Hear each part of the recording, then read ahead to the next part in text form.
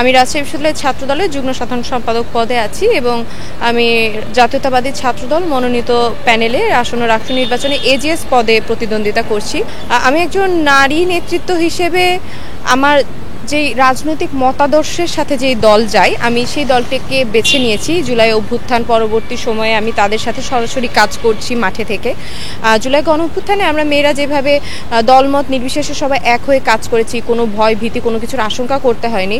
পরবর্তী সময়ে এসে এটা কিন্তু অনেকাংশেই আমাদেরকে অনেকভাবে একতা যেটা সেটা কিন্তু ধরে রাখতে পারিনি। অনেক নারী নেতৃত্বই আছে, সম্ভাবনাময় মুখ যারা ছিল তারা কিন্তু ঝরে গেছে।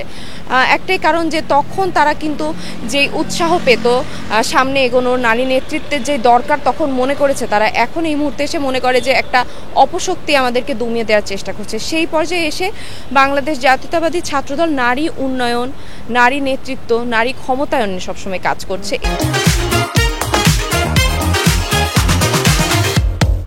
রাজনৈতিক ট্যাগ যখন আমার গায়ে লাগলো তখন থেকে প্রথম প্রতিবন্ধকতা আমার ছিল সাইবার বুলিং।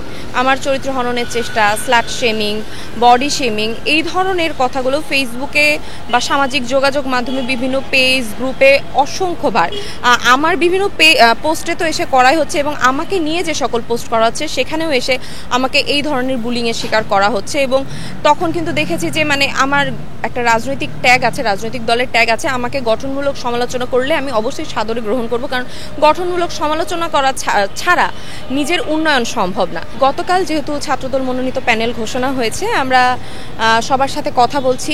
আসলে সবাই তো আমরা এই বিশ্ববিদ্যালয়ের শিক্ষার্থী, আমাদের তো একটা অবশ্যই সবার সাথে কানেক্টিভিটি আছে, আগে থেকেই সবার সাথে কথা হয়। এখন হয়তো আমি এই পদে প্রতিদ্বন্দ্বিতা করছি, এটা নিয়ে তাদের সাথে কথা হচ্ছে, তাদের কাছে বিভিন্ন পরামর্শ আমরা নিচ্ছি, তারা কি সমস্যা ফেস করছে। আমরাও আসলে অ্যাজ এ স্টুডেন্ট আমরাও কিন্তু সেম সমস্যা ফেস করি, আমরা সেম উন্নয়ন চাই এবং তাও মানুষের সাথে কথা বলে কানেক্টিভিটি আরও তৈরি করার চেষ্টা করছি, তাদের সমস্যাগুলো বোঝার চেষ্টা করছি এবং আমরা খুব ভালো সাড়া পাচ্ছি। আমাদের প্যানেলটাকে রাজশাহী বিশ্ববিদ্যালয়ের শিক্ষার্থীরা সাদরে গ্রহণ করেছে।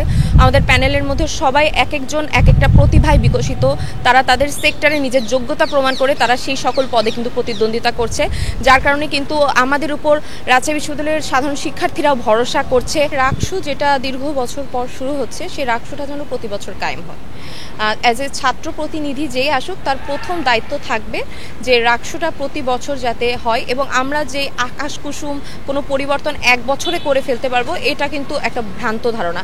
অবশ্যই আমরা একটা ইশতেহারের মাধ্যমে মৌলিক যে পয়েন্টগুলো আমাদের সর্বপ্রথম কাজ করার দরকার, আমরা সেগুলো নিয়ে অবশ্যই আগে কাজ করব এবং প্রতি বছর যখন রাকসু হবে তখন কিন্তু সেই উন্নয়নের ধারা একটা চলমান পর্যায়ে থাকবে অবশ্যই। তো আমরা আশা রাখছি যে ছাত্র প্রতিনিধি হিসেবে আমরা যদি সেই প্রতিনিধিত্বের জায়গায় পৌঁছাতে পারি, যদি রাজশাহী বিশ্ববিদ্যালয়ের শিক্ষার্থীরা সেই সুযোগ করে দেয়, তাদেরকে সাথে নিয়ে তাদের সকল ন্যায্য অধিকারগুলো নিয়েই আমরা কাজ করব।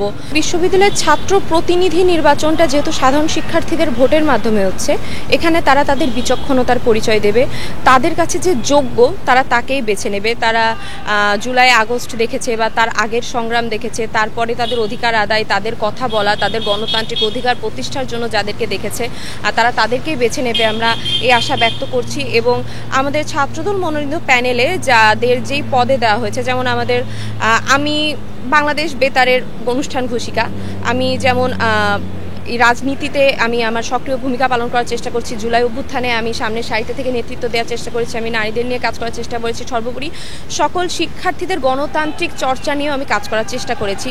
এদিক থেকে আমার মনে হয় যে তারা যদি আমাকে যোগ্য মনে করে তারা অবশ্যই আমাকে তুলে আনার চেষ্টা করবে। এবং আমাদের যেই ক্রীড়া সম্পাদক পদে রয়েছেন নার্গিস খাতুন, সে কিন্তু বাংলাদেশ ফুটবল নারী টিমের প্লেয়ার, জাতীয় টিমের।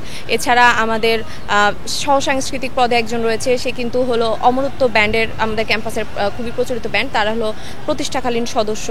আমাদের সহ মিডিয়া প্রকাশনাতে সম্পাদকে যে রয়েছে সে কিন্তু একজন গণযোগাযোগ সাংবাদিকতার সাথেই কিন্তু সে জড়িত একজন।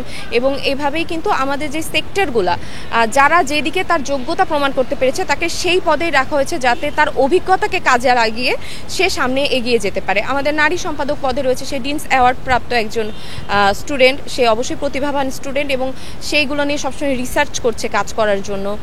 এছাড়া আমাদের সকল পদে এইভাবেই আমরা মাথায় রেখে সাজিয়েছি যে ছাত্রদের জন্য কোনটা কল্যাণকর, ছাত্র বান্ধবকে কার হলো ছাত্রদের সাথে বেশি কানেক্টিভিটি এবং কোন পদের জন্য কে সবচেয়ে বেশি অভিজ্ঞতা কাজে লাগাতে পারবে, এভাবেই আমরা আমাদের প্যানেলটা ইনক্লুসিভ করার চেষ্টা করেছি এবং আমরা অবশ্যই আশা রাখি আমাদের এই প্যানেলের উপর রাজশাহী বিশ্ববিদ্যালয়ের সাধারণ শিক্ষার্থীরা ভরসা রাখবে এবং তাদের মূল্যবান ভোট দিয়ে অবশ্যই আমাদের ছাত্র প্রতিনিধিত্ব করার সুযোগ দেবে এবং আমরা তারা একসাথে মিলে অবশ্যই এই ক্যাম্পাস, সুন্দর ক্যাম্পাস বিনির্মাণে একটা ঐক্যবদ্ধ ভূমিকা পালন করতে পারবো।